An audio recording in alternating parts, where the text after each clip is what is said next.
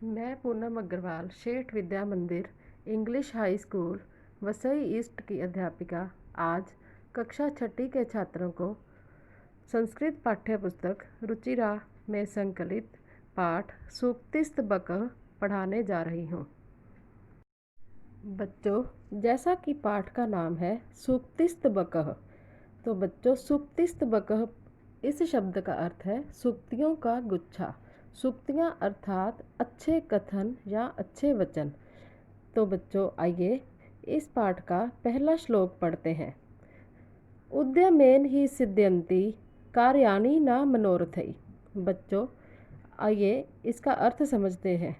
उद्यमेन ही सिद्ध्यन्ति कार्याणि न मनोरथै अर्थात परिश्रम से ही काम सफल होते हैं, केवल इच्छा करने से नहीं।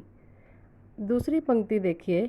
न ही सुप्तस्य सिंहस्य प्रविशन्ति मुखे मृगा। जैसे कि सोए हुए शेर के मुख में हिरन खुद ही नहीं प्रवेश कर सकते हैं।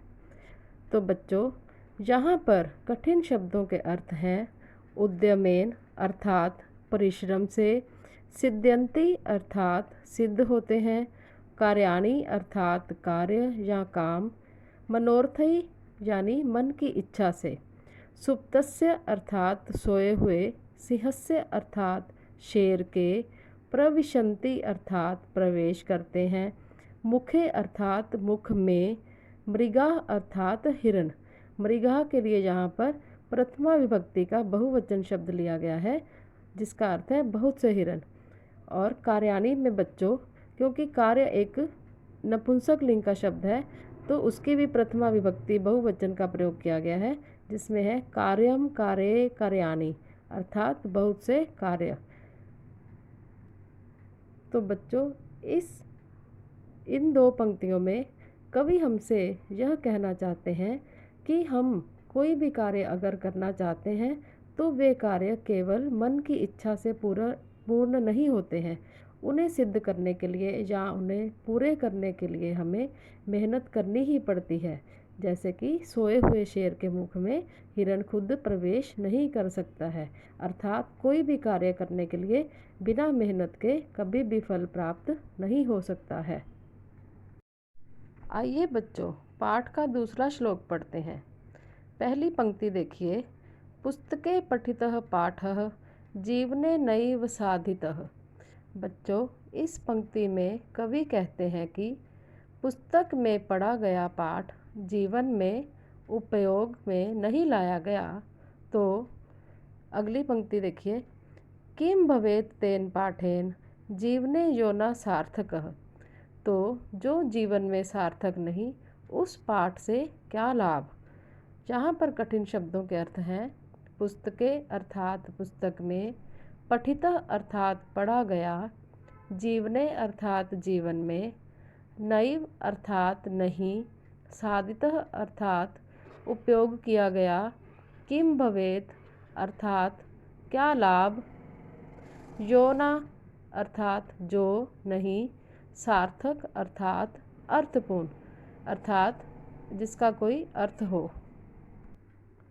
बच्चों यहाँ पर कवि के कहने का अर्थ ये है कि हम अपने जीवन में पुस्तकों से बहुत सा ज्ञान प्राप्त करते हैं, परंतु अगर उस ज्ञान से हमने अपने जीवन में अच्छे कार्य नहीं किए, ज्ञान को प्राप्त करने से क्या लाभ। अर्थात हमें ज्ञान प्राप्त करना तो चाहिए परंतु उस ज्ञान को अपने जीवन में भी प्रयोग में लाना चाहिए, तभी उस ज्ञान को प्राप्त करने का लाभ हम प्राप्त कर सकते हैं। आइए बच्चों पाठ का तीसरा श्लोक पढ़ते हैं। प्रिय वाक्य प्रदानेन सर्वे तुष्यन्ति मानवा। अर्थात सब मनुष्य प्रिय वचन कहे जाने पर प्रसन्न हो जाते हैं। दूसरी पंक्ति देखिए। तस्मात् प्रियम ही वक्तव्यम वचने का दृढ़ता। अर्थात इस कारण मधुर वचन ही बोलने चाहिए, वाणी के उपयोग में कंजूसी क्यों की जाए। बच्चों यहाँ पर कठिन शब्दों के अर्थ हैं प्रिय वाक्य प्रदानेन अर्थात प्रिय वचन बोलने से, तुष्यन्ति अर्थात प्रसन्न होते हैं। तस्मात् अर्थात इस कारण से। वक्तव्यम अर्थात बोलना चाहिए। वचने अर्थात बोलने में। कादृत्रता अर्थात कंजूसी क्यों हो।